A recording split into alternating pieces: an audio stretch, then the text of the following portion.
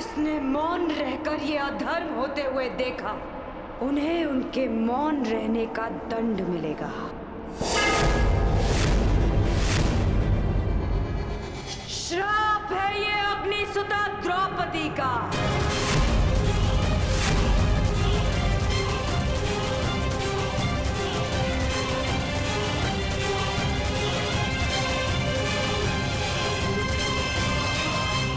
पांचाली, वहीं रुक जाइए महान पांडु पुत्रों। मैंने आपको क्षमा नहीं किया। अब आप सबका मुझ पर कोई अधिकार नहीं। वो अधिकार आप पहले ही हार चुके हैं, और उसका प्रतीक है ये खुले हुए केश, जिन पर अब कभी चूड़ामणि नहीं सजेगी।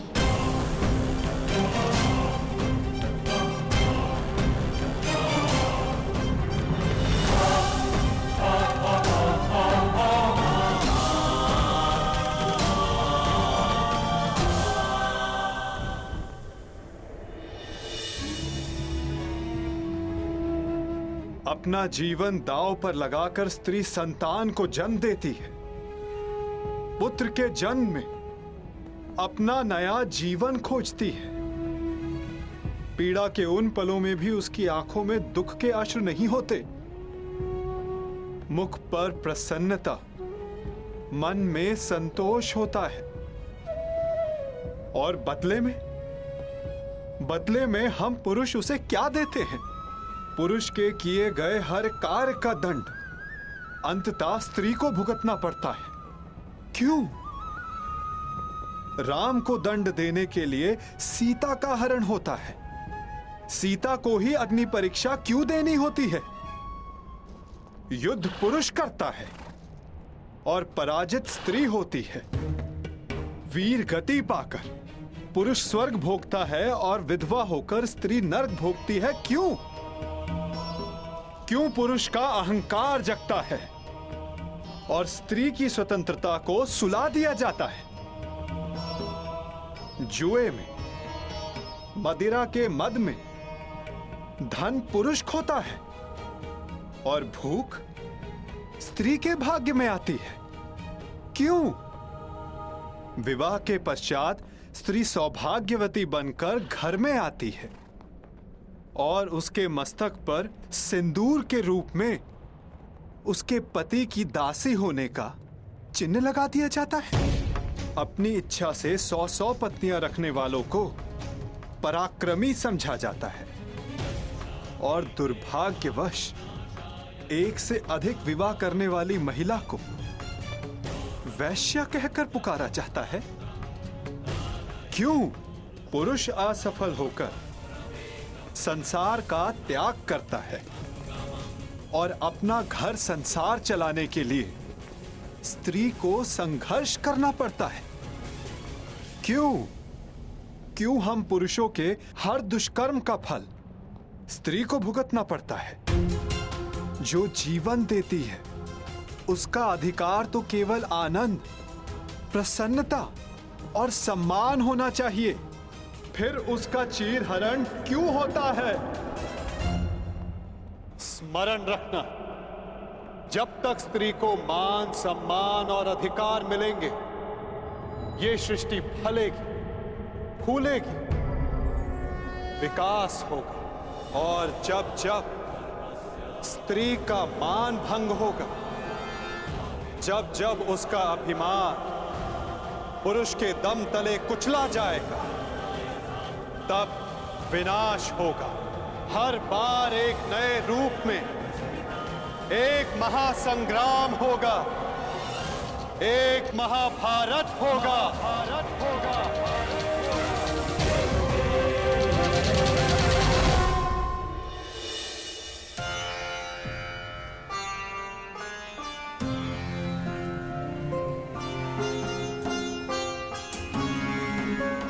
महाराज, आज संसार की सबसे अधिक लज्जित सबसे अधिक दुखदायी सभा संपन्न हुई।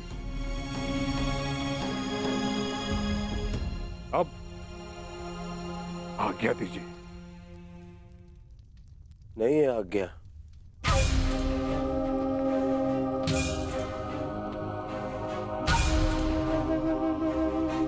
अब क्या शेष है?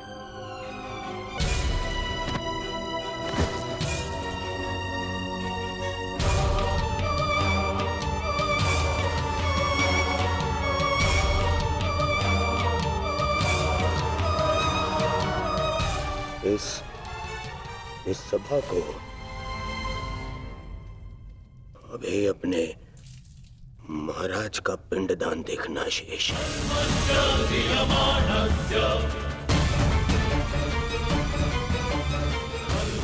नारिकेलम समर्पयामि। ये क्या अनर्थ कर रहे हो दुर्योधन? अपने पिता का तर्पण कर रहे हो मेरे जीते जी। हाँ, आपका पिंडदान कर रहा हूं।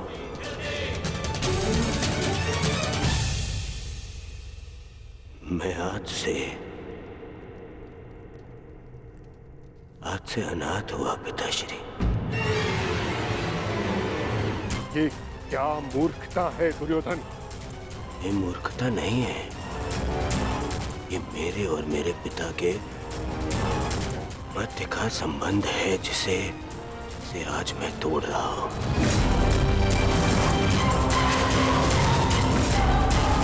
और आप इस संबंध से जुड़े हुए नहीं हैं, इसलिए मौन रहिए पितामह। क्योंकि आज जो मेरे साथ हुआ उससे यही प्रतीत होता है कि मैं पिता विहीन हूं। एक पिता अपने संतान के लिए जीता है।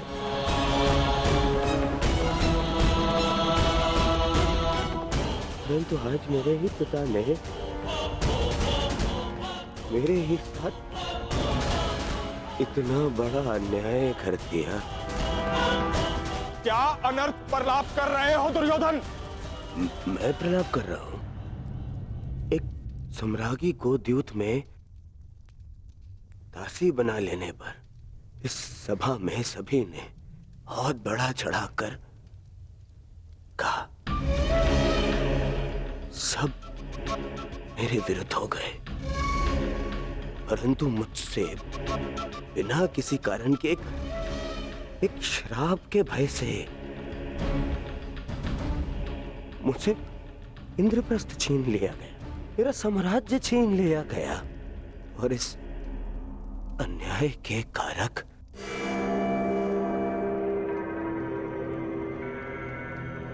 आप हैं पिता महाराज। पहले पितामह के कारण हस्तिनापुर का विभाजन होने दिया आपने, और आज एक श्राप के भय से मेरा जीता हुआ साम्राज्य छीन लिया।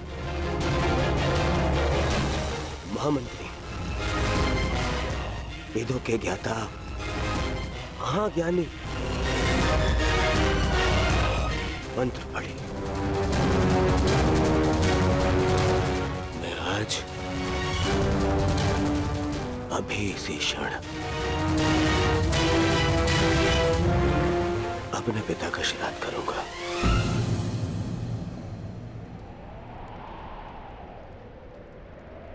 ऐसा मत कहो पुत्र, ऐसा मत कहो। मैं विवश हूं। मैं पांडवों का राज्य उन्हें लौटा चुका हूं पुत्र, परंतु ये श्राद्ध मैं सहन नहीं कर सकता पुत्र, सहन नहीं कर सकता। अब तुम्हारे त्राण के लिए मैं क्या करूं? आपके पुत्र को इस त्राण से बचाने के लिए और जीते जी आपको श्राद्ध से बचाने के लिए मेरे पास एक उपाय है महाराज।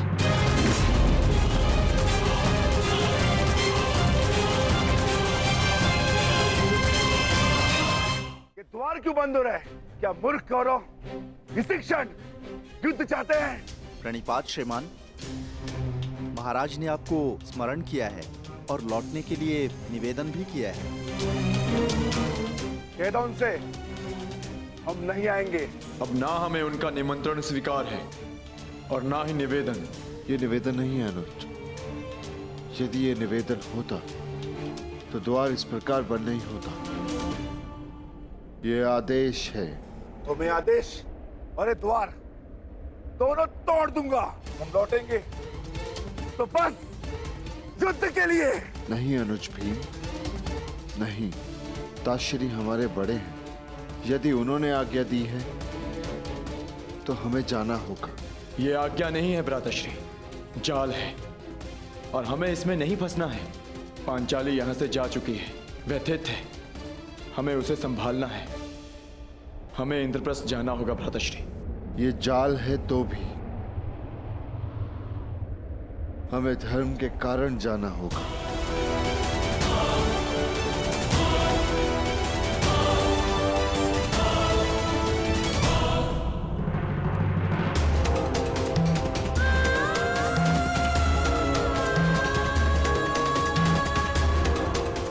पुत्री, रुक जाओ।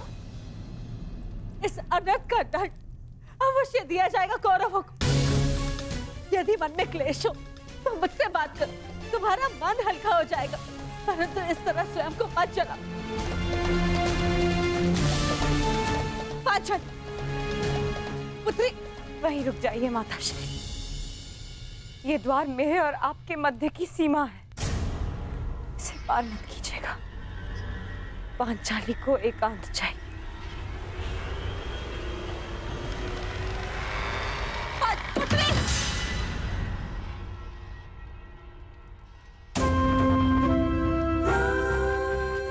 लीजिए ज्येष्ठ आपका आदेश ना मानने वाली दासी। आओ दासी द्रौपदी, आकर मेरी गंगा में बैठो। आओ।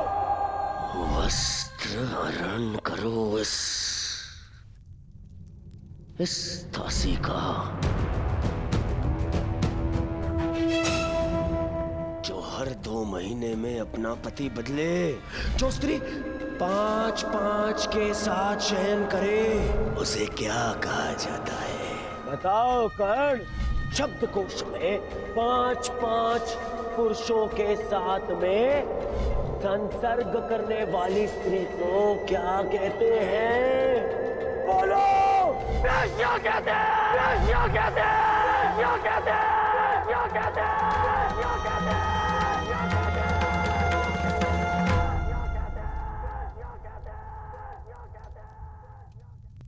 सैनिक, दरवाजा तोड़ दो। पांचाली, ये द्वार द्रौपदी के मन का है बुआ। ये यातना से नहीं खुलेगा, ना ही बल से टूटेगा।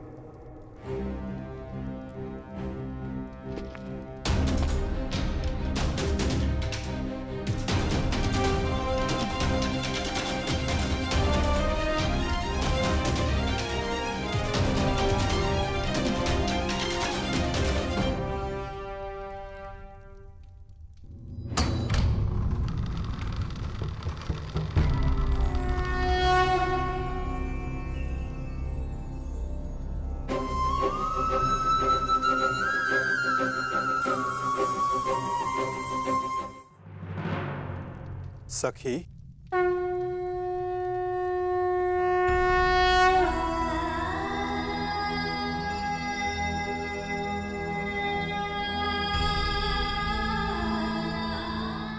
चले जाइए सखा, भीतर मत आइएगा। मैं मलिन हूँ। मलिन तो वो सोच है सखी जो तुम्हें मलिन समझे सखी। और मनुष्य तो भीतर से पवित्र होता है। तुम तो उस गंगा की भांति हो जो सबके पाप हरने के पश्चात भी मलिन नहीं होती। तुम पावनी पवित्र हो।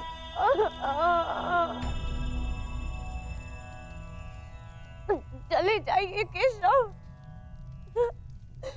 मेरे संताप का ताप बहुत तीव्र है। कदाचित ये मेरे सगा को भी क्षमा न करे। सखा हूं तुम्हारा, तुम्हारे सुख दुख हानि लाभ में बराबर का भागीदार हूं मैं।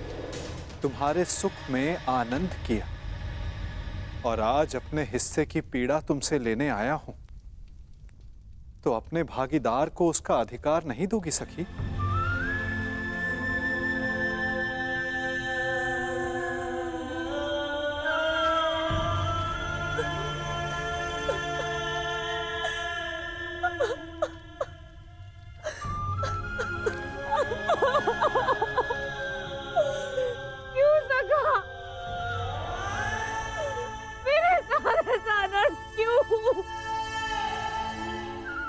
नियति ने मुझे ये सम्मान के लिए क्यों चुना? सका क्यों?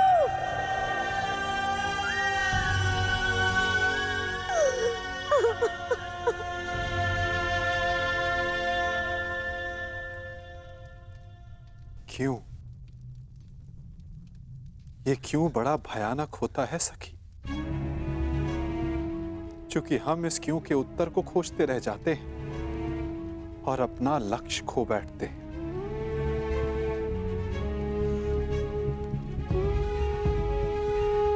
वो बालक जिसने जन्म लेते ही अपने माता पिता को खो दिया, जिसने जन्म की प्रथम रात्रि को मां का आलिंगन नहीं मिला, ज्वार खाती यमुना का आलिंगन मिला, यदि वो बालक नियति से इस क्यों का उत्तर मांगता, तो क्या मथुरा और गोकुल के नियति को बदल पाता? यदि सीता नियति से पूछती कि रावण ने उनका ही अपहरण क्यों किया, तो क्या ये संसार रावण से मुक्त हो पाता?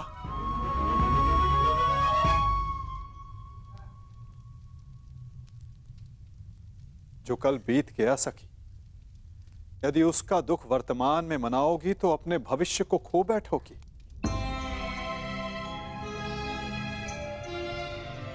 जब अपराध तुमने नहीं किया तो तुम क्यों भीतर से जल रही हो सखी? उन्हें जलने दो जिन्होंने ये पाप किया है। तो मार्ग बताइए सखा, मन में धधकती इस अग्नि को शांत करने का मार्ग दिखाइए केशव। क्षमा कर दो, क्षमा कर दो सखी। मन में प्रतिशोध नहीं, न्याय का विश्वास जगाओ। जब तक मन में प्रतिशोध रहे तब तक न्याय को आने का मार्ग नहीं मिलेगा सखी। क्या प्रतिशोध लेना न्याय नहीं है सखा? नहीं सखी, यदि प्रतिशोध लो तो केवल तुम्हारे भीतर की अग्नि शांत होगी, और यदि न्याय के लिए संघर्ष की अग्नि जलाओगी तो दुर्योधन जैसे हर पापी की सोच को भस्म कर पाओगी। तो बोलो सखी, प्रतिशोध लेना है या न्याय स्वीकार है?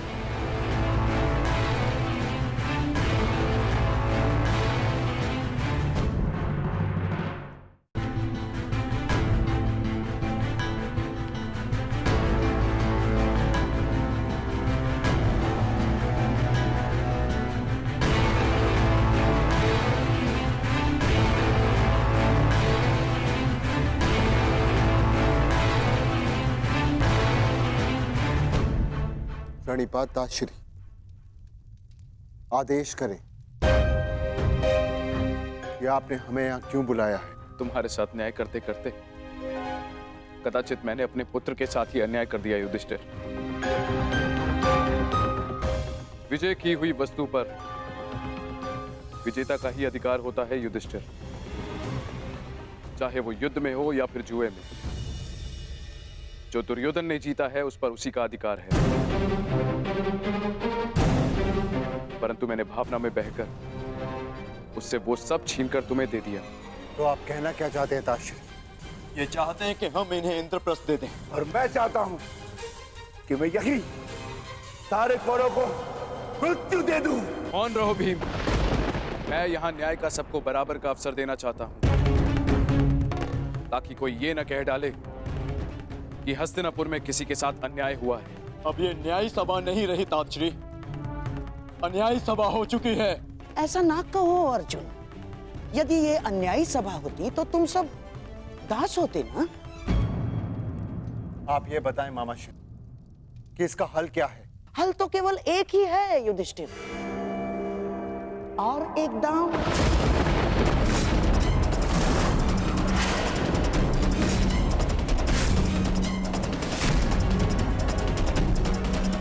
घबराओ मत पुत्रों, इस बार न राज्य दांव पर लगेगा और ना ही सम्मान,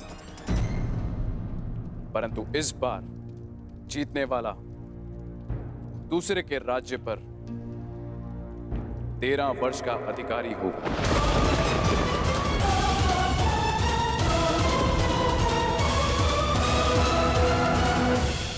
और हारने वाले को 12 वर्ष का वनवास और 1 वर्ष के अज्ञातवास पर जाना होगा।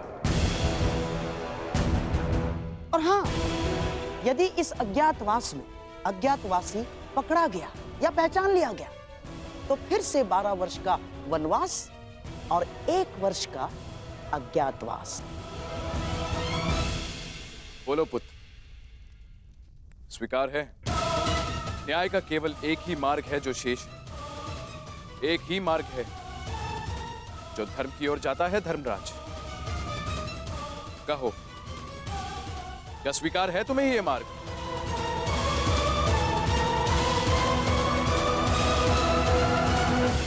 स्वीकार मत करना युधिष्ठिर, अस्वीकार कर दो ये दाव। अब धर्म के नाम पर एक और अधर्म मत कर बैठना।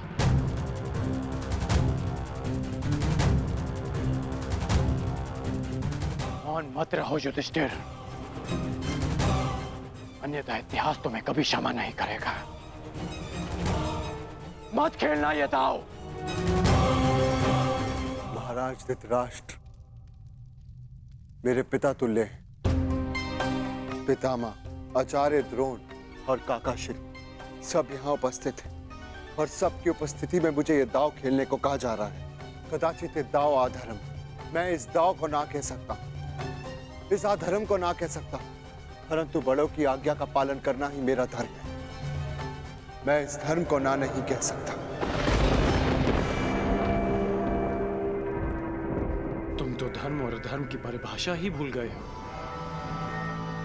या तुम्हारी स्मृति इतनी दुर्बल है कि तुम भूल गए कि कुछ ही क्षण पहले यहां क्या अनर्थ होते होते रह गया।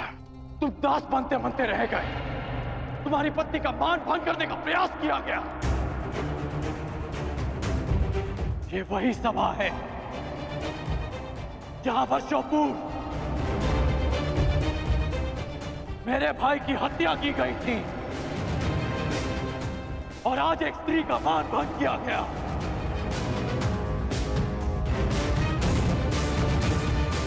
और तुम इस सभा में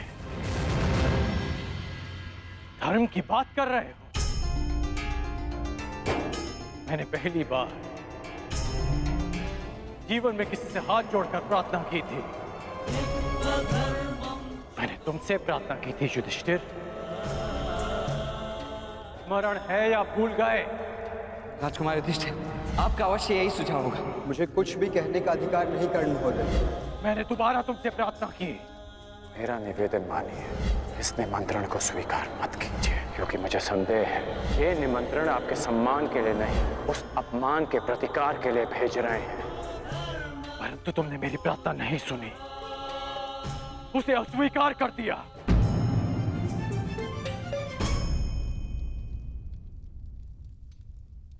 मैं अंतिम बार तुमसे प्रार्थना कर रहा हूं, ये दाव मत खेलना। और यदि तुमने मेरी ये प्रार्थना भी अस्वीकार कर दी तो इतिहास का तो पता नहीं, परंतु मैं तुम्हें कभी क्षमा नहीं करूंगा। तुम्हारे लिए मेरी घृणा और भी बढ़ जाएगी युधिष्ठिर। ऐसी मूर्खता मत करना। मेरे धर्म के मार्ग पर ना ही मुझे किसी की क्षमा की चाह और ना ही किसी के घृणा का भय। और इस समय मुझे लगता है कि ताश्री को अन्याय से बचाने के लिए ये खेल खेलना ही मेरे लिए धर्म है।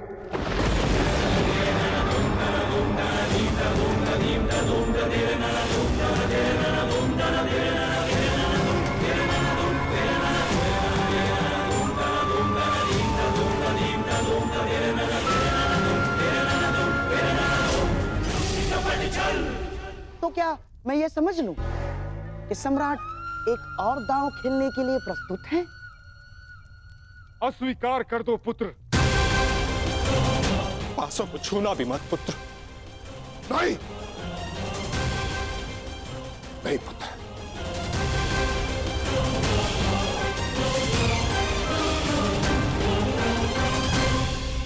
मुझे ये दाव स्वीकार है।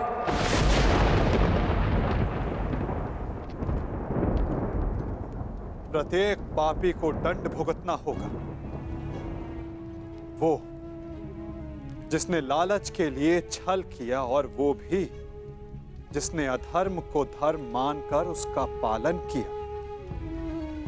प्रत्येक को अपने कर्मों का फल भुगतना होगा।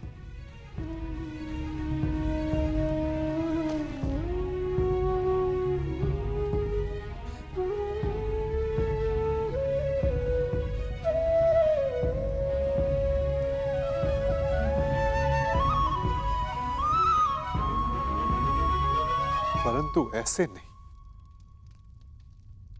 पलकों पर अश्रु लेकर नहीं।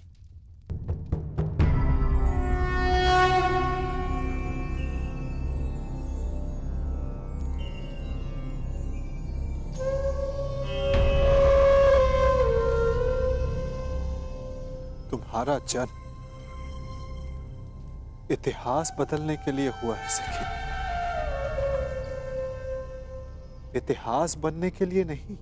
इसीलिए प्रतिशोध नहीं, तुम्हें न्याय का मार्ग चुनना होगा,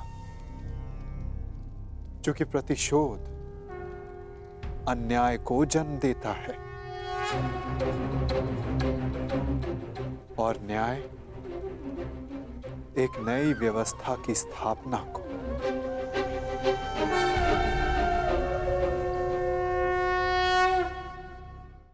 लीजिए सम्राट, आपके लिए खेल प्रस्तुत है।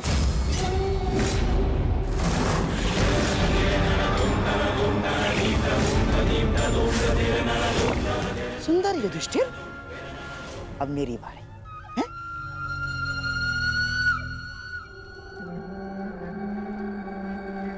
पांडवों के वनवास जाने पर उत्सव मनाने की तैयारी शुरू कर दो।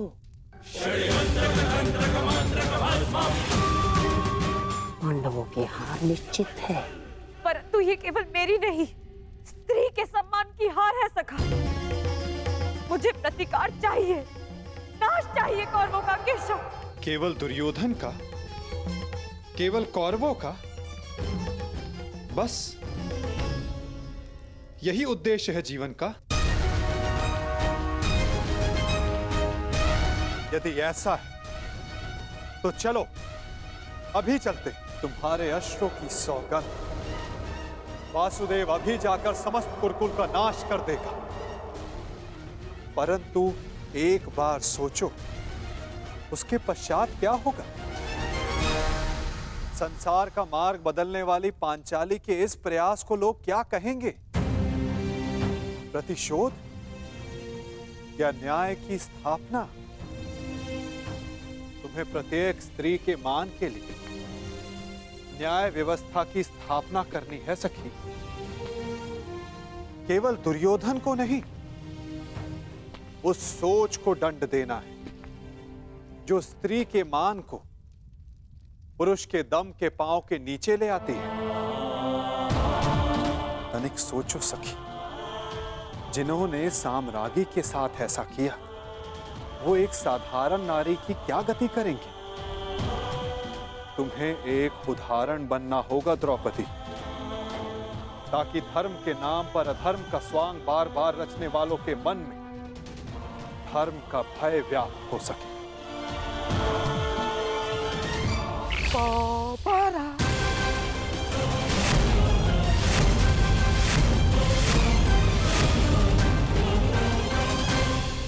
बधाई हो मेरे होने वाले सम्राट।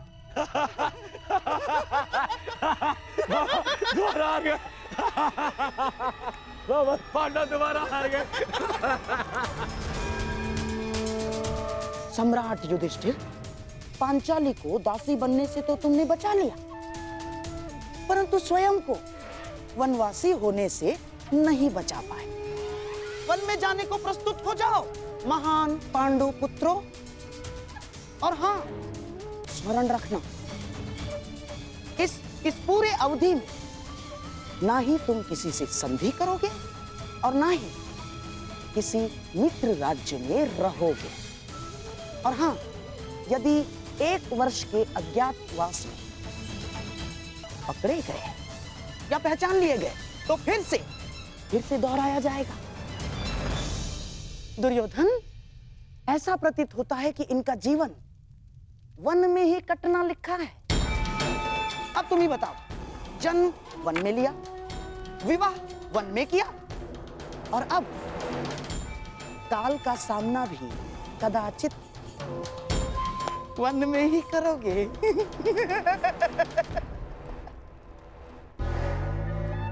लगता है यही भाग्य का न्याय है।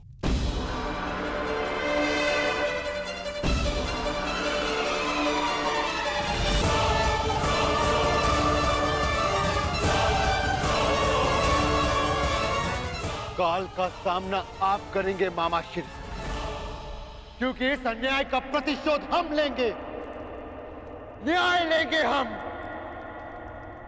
तुम्हें न्याय मिलेगा। प्रत्येक पापी को उसके किए अधर्म का दंड मिलेगा। प्रत्येक के कर्मों का फल उस तक लौट कर आएगा सखी। 13 वर्ष पश्चात हम फिर लौटेंगे, और इस बार आज्ञा नहीं, हम अपना अधिकार लेंगे। और जो कुछ इस द्यूतभूमि में हुआ है, उसका प्रतिकार हम युद्ध भूमि में लेंगे। मैं प्रतिज्ञा लेता हूं कि पांचाली के अपमान पर अट्टहास करने वाले इन 100 कौरवों को मैं अपने इन हाथों से यमलोक भेज दूंगा।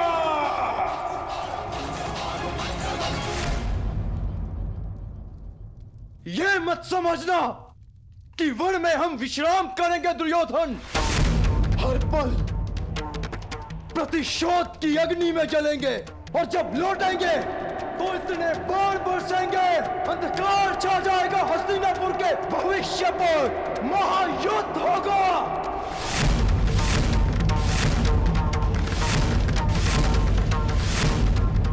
बात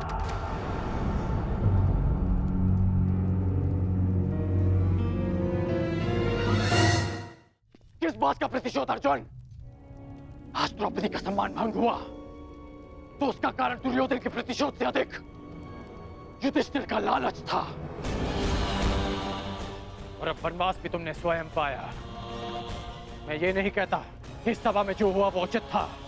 दुर्योधन ने जो किया वो धर्म था। तुमने भी अधर्म किया। तुम्हारे साथ जो हुआ उसका कारण तुम्हारा मिथ्या धर्म है, तुम्हारा लालच है। तुम्हें लगा कि एक बार और युद्ध खेलकर कौरवों को सदा के लिए वन में भेज दोगे। तुम्हें लगा कि यही अवसर है, खेल लो। परंतु अवसरवादी वीर नहीं होते।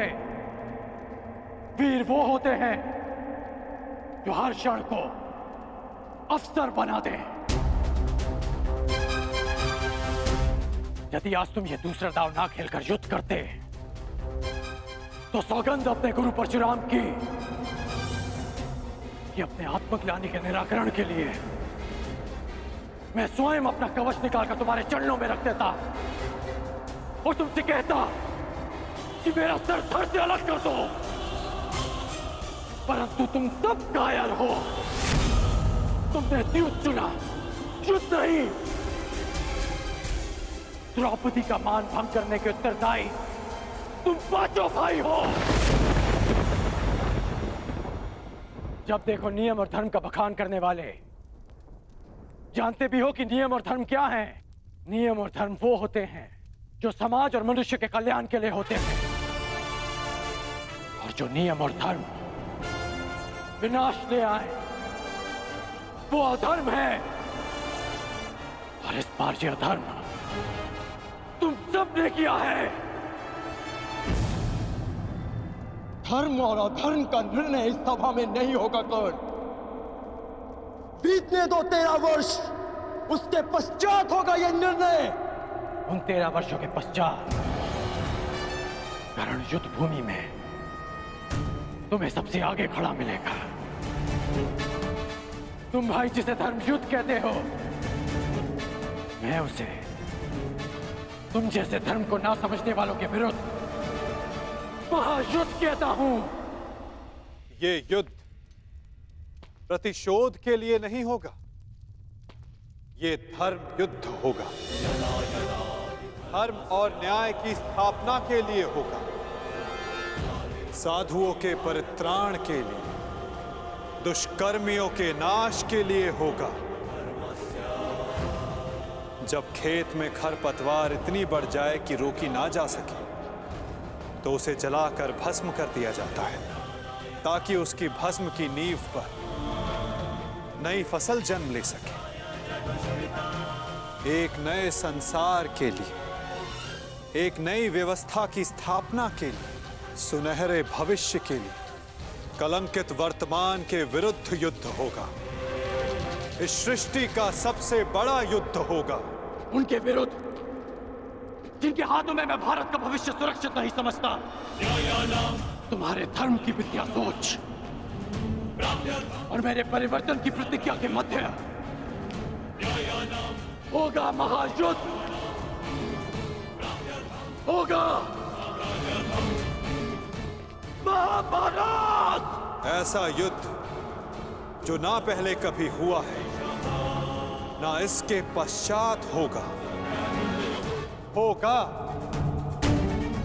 महाभारत।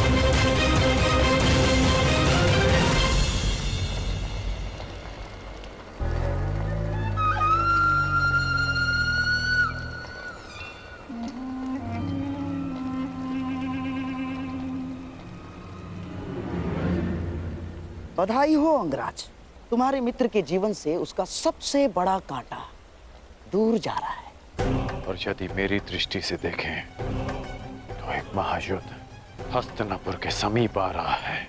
ना, कोई युद्ध मेरे दुर्योधन के निकट नहीं आ सकता अंगराज। 12 वर्ष के वनवास के पश्चात उस 1 वर्ष के अज्ञातवास में पांडवों को हम ढूंढ लेंगे। और फिर से उन्हें 12 वर्ष के वनवास पर जाना होगा। और ये चक्र सदैव चलता रहेगा अंगराज। और पांडवों का वनवास उनकी मृत्यु से पूर्व समाप्त नहीं होगा।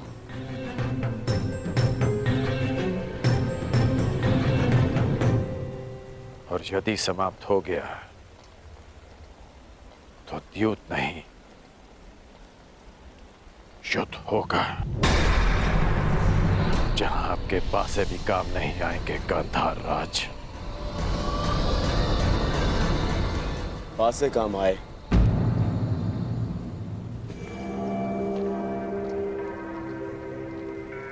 या ना आए,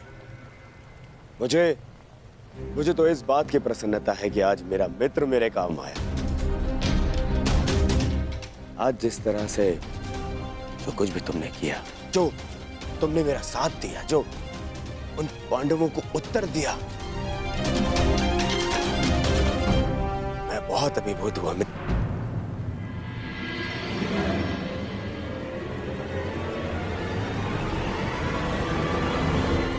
आज का दिन बहुत लंबा था युवराज, विश्राम करने के लिए आज्ञा दीजिए।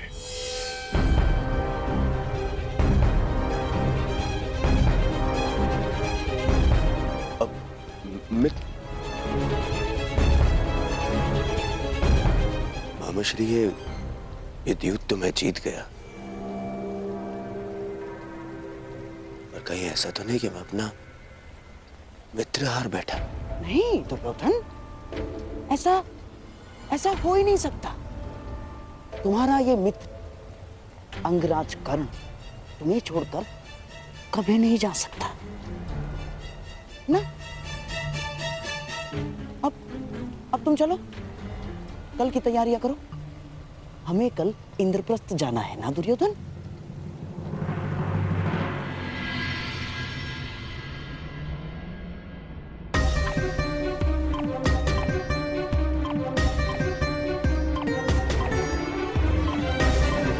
ये भूमि पर जलने के चिन्ह कैसे हैं?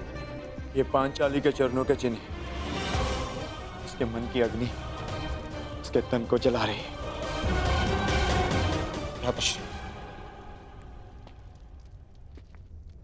पांचाली को तो ये भी ज्ञात नहीं कि हम 12 वर्ष का वनवास लेकर आए हैं। तुम्हें न्याय मिलेगा पांचाली, परंतु इस समय अन्याय के तुला के एक और पल्लड़े से मिलना शेष है।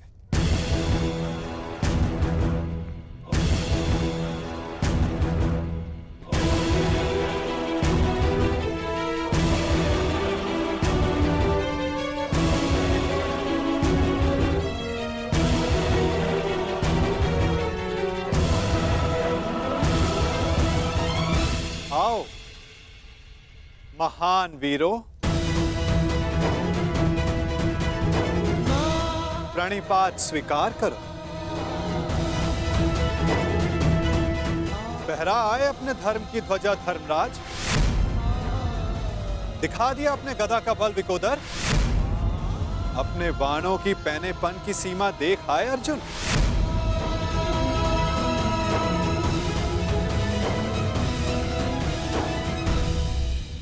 हमें क्षमा कर दीजिए केशव,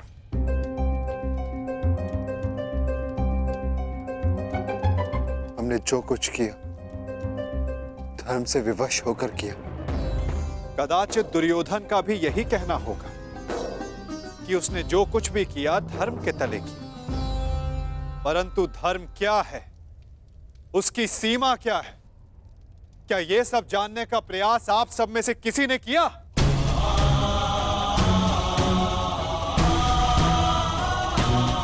धर्म वो रथ है जिस पर चढ़कर संसार में व्यवस्था का राज्य किया जाता है। धर्म वो बाण नहीं जिसे हाथ में लेकर अधर्म को तांडव करने दिया जाए। अंधकार में रोशनी देने वाली मशाल यदि हाथ को जला दे तो उसे भी बुझा दिया जाता है।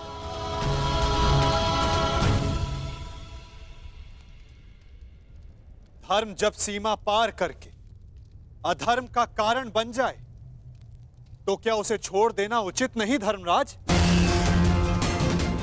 युद्ध के लिए बुलाए जाने पर ना जाना क्षत्रियों का धर्म नहीं। अच्छा है, परंतु क्या अपनी प्रजा के अस्तित्व को उनसे बिना पूछे दांव पर लगा देना क्या धर्म है? एक अग्रज का धर्म होता है कि वो अपने अनुजों का मार्गदर्शन करे। उन्हें दासत्व के मार्ग पर भेज देना क्या धर्म है? जिस पत्नी की रक्षा करना पुरुष का सबसे बड़ा कर्तव्य होता है, उसे चौसर की बिसात पर बिछा देना क्या धर्म है धर्मराज?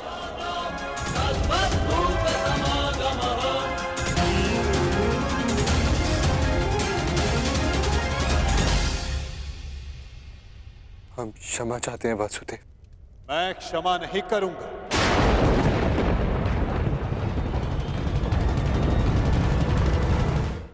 मैं क्षमा नहीं करूंगा, क्योंकि क्षमा करने का अधिकार मेरा नहीं, पांचाली का है। पूछो उससे, क्या उसका टूटा हुआ विश्वास तुम सबको क्षमा करेगा?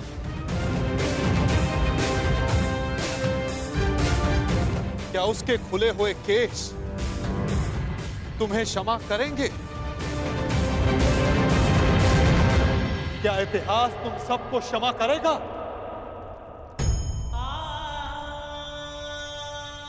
क्षमा तो हम स्वयं को भी नहीं कर सकते केशव। बस एक अवसर चाहिए। अब आप क्रोध में आकर हमारा साथ मत छोड़ जाइएगा। स्मरण रखना धर्मराज, मैं किसी के साथ नहीं, मैं इस समय केवल विरुद्ध हूं। हर उसके विरुद्ध जिसने पाप किया या मौन रहकर पाप सहा। यदि मैं किसी के साथ हूं तो केवल स्त्री के मान के साथ हूं। मैं केवल द्रौपदी के साथ हूं। आप बिल्कुल ठीक कह रहे हैं केशव। हमने जो अपराध किया है वो क्षमा करने योग्य नहीं है।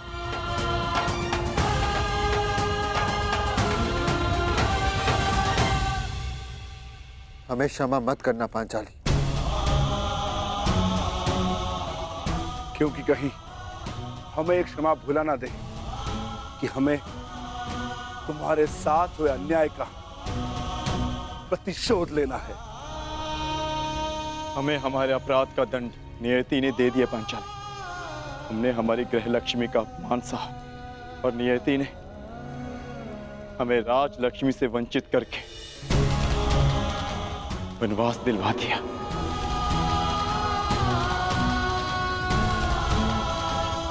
बारह वर्ष का वनवास और 1 वर्ष का अज्ञातवास।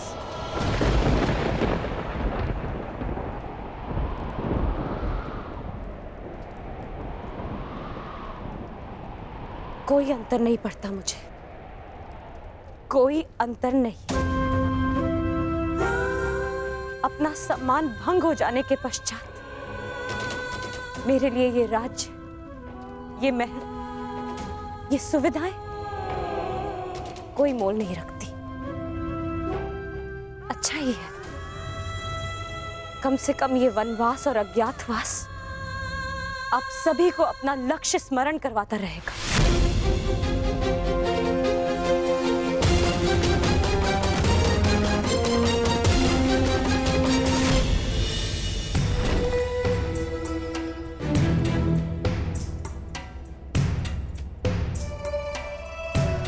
मित्र,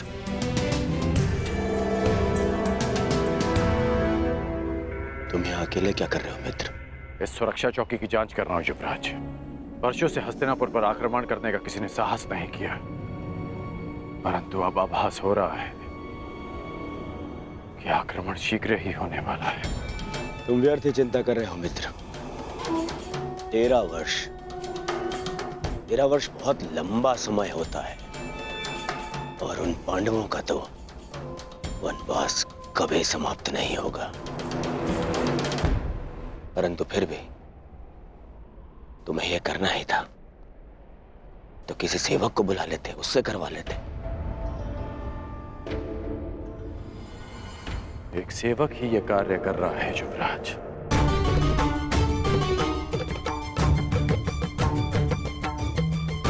ऐसा मत कहो मित्र, यह आनंद का समय है। इंद्रप्रस्थ जीत लिया है मैंने। मेरे साथ इंद्रप्रस्थ चलकर मेरे आनंद में भागीदार बनो। जो पाप में भागीदार बन जाए वो केवल यंत्रणा में भागीदार बन सकता है, आनंद में नहीं युवराज। तुम मुझे बार बार युवराज क्यों कह रहे हो? मैं तुम्हारा मित्र हूं, तुम मेरे मित्र हो, मित्र कहो मुझे। भरी सभा में अपने मित्र और उसकी मित्रता को लज्जित किया आपने। आपकी मित्रता उसी समय समाप्त हो गई जब आपने अपने मित्र के शस्त्र अपनी सेवा में ले लिए। आपके मित्र के बार बार कहने के पश्चात भी आपने एक स्त्री को लज्जित किया, उसे अपमानित किया। अब जो आपके सामने खड़ा है वो केवल आपका सेवक है। मेरा जीवन और मेरे शस्त्र सदा आपकी सेवा में रहेंगे। आदेश दीजिए युवराज कि आगे आपके इस दास को क्या करना है। बस करो। मेरे जीवन में तुम्हारी सबसे अधिक आवश्यकता है। आपकी हर आवश्यकता पूर्ण करना मेरा धर्म है युवराज, परंतु केवल एक सेवक बनकर, एक दास बनकर, आप मित्र समझकर मैं आपको कभी गले नहीं लगा पाऊंगा। यदि आप चाहते कि मैं आपके साथ इंद्रप्रस्थ चलूं तो मैं अवश्य चलूंगा युवराज, परंतु केवल एक सेवक बनकर चलूंगा।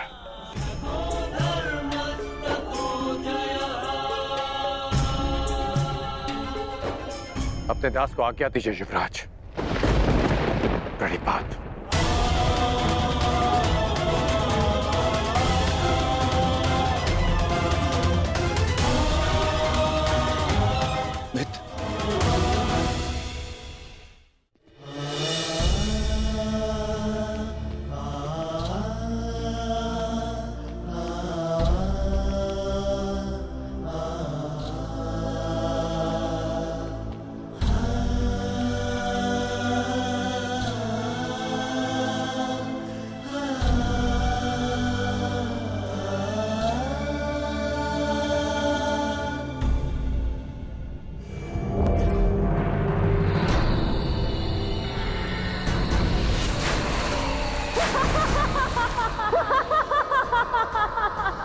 अंधे का पुत्र अंधा। दुशासन, ये वही स्थल है जहां मैं गिरा था। यही मेरे अपमान का ठास उड़ाया गया था।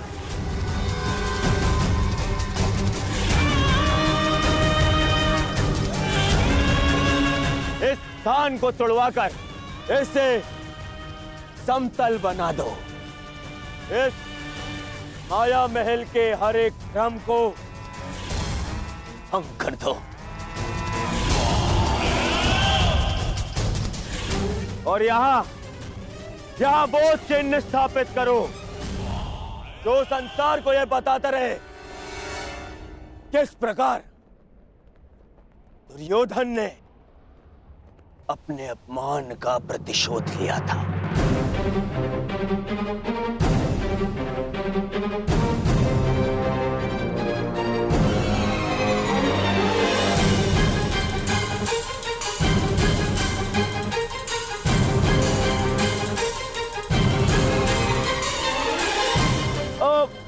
भ्राता युधिष्ठिर,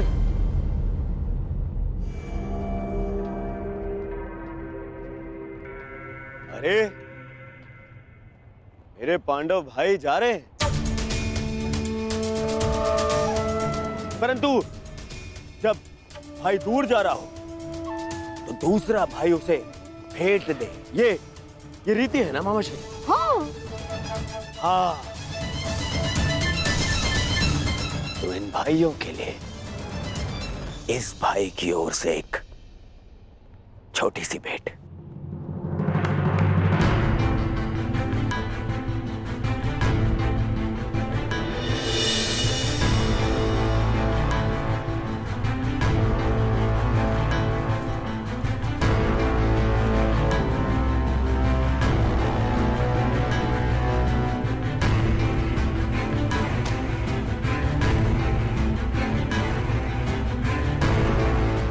भेंट अनावृत करने की अनुमति चाहूंगा।